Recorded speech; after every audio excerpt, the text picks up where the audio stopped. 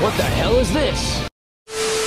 Despite the backlash of the played-out premise of a Batmanless Batman show, the obliviation of the first trailers, and rumors that the show was going to be canceled before it even aired, CW still decided to push through with the Gotham Knights TV series, not to be confused by the Gotham Knights video game of the same name. If you've been on my channel before, you know I was pretty skeptical of the series, especially with the premise. We've just seen WB and CW do this so many times, whether it be the early 2000s Birds of Prey series, the Batwoman series, and on top of that, he's been referenced but never shown so many times in the CW Arrowverse that it's become pretty memeable at this point. But anyways, on my last video about Gotham Knights, I try to provide perspective on ways that I thought the show could actually potentially work. Just want to say publicly that I'm an idiot. Let's get into the good, which is pretty far and few between, the bad and the ugly of these first 2 episodes of Gotham Knights. If you're watching this video, I assume you either watched the episodes already or you don't care to watch the show at all, so there will be some light spoilers. Well, let's be nice. Yeah. Let's be nice.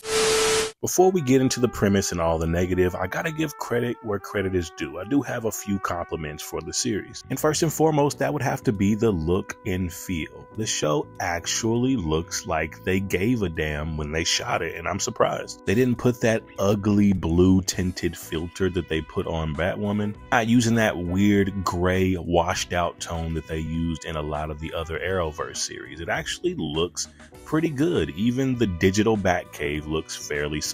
There was even some shots throughout this thing that, dare I say, actually looked pretty cinematic, especially for a TV show. There are also a couple of character bright spots as well. The first one is going to be Misha Collins' Harvey Dent. He feels like the only one that doesn't feel like he's in a ripoff of Gossip Girl or Pretty Little Liars with a DC lens slapped on it. He's a pretty believable Harvey Dent. He's able to bring some pretty solid emotional range. And some of the best parts of these first 2 episodes are when the camera is focused on him. I understand why he isn't the main focal point of the series. This is a CW show and they try to go for that young teen audience. They probably also didn't want to get too many Gotham comparisons. But yeah, he's a dope Harvey Dent and he takes a little bit of the cringe factor away. The second character bright spot has to be Fallon Smythe playing Harper Row. If you don't know who the character of Harper Row is, she becomes a part of the Bat family in the comics. She goes by the character name of Bluebird. I don't know if that's what they're going to do in this series, but I would assume so. But Fallon is doing a really good job playing this protective older sister to her younger brother Cullen Row. She, much like the characters in the Bat family, comes from an abusive home. Father was an addict and a drunk that used to beat them and her mother as well, so they basically ran away from home as kids. Yeah, no, the type of characters that Batman usually takes under his wing. She's doing a really good job of playing this protective older sister role, and even though she's given a lot less screen time than other characters like Duella Dent or Turner Hayes, she's doing a really good job of keeping it grounded, and she's probably my favorite performer so far. Get over that! So for the uninitiated, this premise revolves around Bruce Wayne being killed. And there's not only one frame job being done, but actually 2. We get our gang of misfits, the 2 Cullen siblings and the Joker's daughter. Apparently they've been hired to steal Joe Chill's gun from Wayne Enterprises. They've been set up. The person who paid them money and hired them to go steal this gun was setting them up and framing them for Bruce Wayne's murder. Now where Turner Hayes comes into play is it looks like the money they received for going to steal this gun was paid to them from Turner Hayes' account. So basically it looks like Turner Hayes paid to have a hit put out on his dad, which isn't a bad twist. I was very skeptical on how they were going to make us even remotely believe that Turner could be guilty of this. The series pretty much pops off with Turner giving a narration, which I hate on any show, by the way, unless it's done purposefully campy. I just always think it's extremely cringe. Speaking of Turner Hayes, I didn't know how they were going to write this kid or what they were going to do with him. He's essentially, in essence, Jason Todd mixed with Dick Grayson, meaning his parents were killed when he was young, just like Dick Grayson, but just like Jason Todd, he was born in the slums and kind of grew up as a street kid. but he's far less interesting than Jason Todd because it doesn't seem like any of his street kid upbringing has any effect on his current life now. Although they hint at the fact that this is just a ruse, he doesn't really show any signs of that. He pretty much just comes off like the typical nice rich kid on any young adult television show. And unfortunately, like I hope they wouldn't do, he did not know that Bruce was Batman. He pretty much finds that out with the rest of the public. He's not as interesting as Jason Todd and not quite as competent as Dick Grayson. The performer's doing a solid job, but honestly, he's a pretty stale character. I would have much rather Carrie Kelly's Robin or Harvey Dent be the focal point. They seem like two far more interesting characters, and they seem to have a lot more depth than our main character Turner does. And by the way, I'm super surprised that they allowed them to use the actual name of Robin and Carrie Kelly. Although I find most of the characters fine to okay, the most cringy character of the bunch is definitely Duella Dent.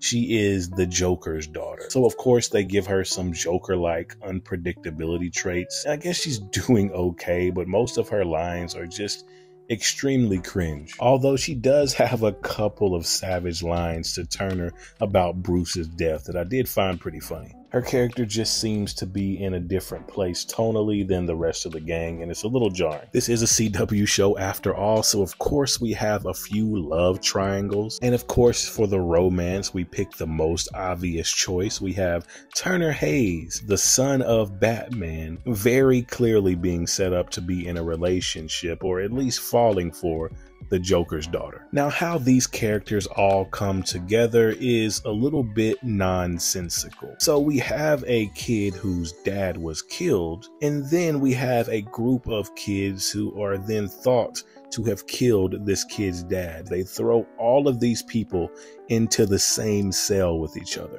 which of course a fight ensues. And on their transport, they find a way to escape from the guards. Because of course, being in Gotham City, you know it's always going to run deeper than the surface. A lot of the guards and police officers were in on this frame job, and it was actually being set up by none other than the Court of Owls. Now, they let the Court of Owls stuff slip in the first episode, and I thought that was extremely premature, because at that point, what's the actual mystery? We already know some of the police are working with the Court of Owls. We already know the mayor is working with the Court of Owls. And we also know that Turner's new guardian is also working with the Court of Owls. And I don't like that in this context because they're taking away so much of the mystery. And you need that mystery when you're making essentially what's a whodunit. Now, if you're using the Court of Owls, then you definitely have to have Talon. And I do like Talon so far. Obviously, we haven't heard Talon say anything. It's just this opposing, menacing force who's been coming after pretty much every single loose end involved in this. He takes damage in an almost Terminator-like fashion, and his outfit kind of reminds me of the League of Shadows from the Arrow series. But even with Talon, I feel like they let that slip a little too early as well. We see him in the first episode. There's just not much mystery here. We already know the Court of Owls is behind everything, and we already know of all the people that we've been introduced to, who's involved and who isn't. Pretty much the only mystery left is who set everything up within the Court of Owls. And I just don't find that to be very interesting. As of right now, it's not doing a very good job of hooking me. That second episode was a chore to get through. It was extremely drawn out. Outside of the Talon fight, it was pretty much just a bunch of melodrama within the group. Showing the group on the run and just getting character dynamics would be fine if those dynamics were interesting. But honestly, outside of Bluebird and her brother, they're just not, unfortunately. The only interesting dynamic that has me even fairly intrigued is the fact that they set up pretty well that Harvey Dent and Bruce Wayne were very cool, and Turner Hayes is like a nephew to him, and he seems to be the only one that thinks he's actually innocent. But since he plans to run for mayor one day and the people are calling for Turner Hayes' head, he has to pretty much go on camera every single day and lead the hunt for Turner and the rest of the fugitives. I think that part is pretty cool and interesting, and I wish that was more of the focal point.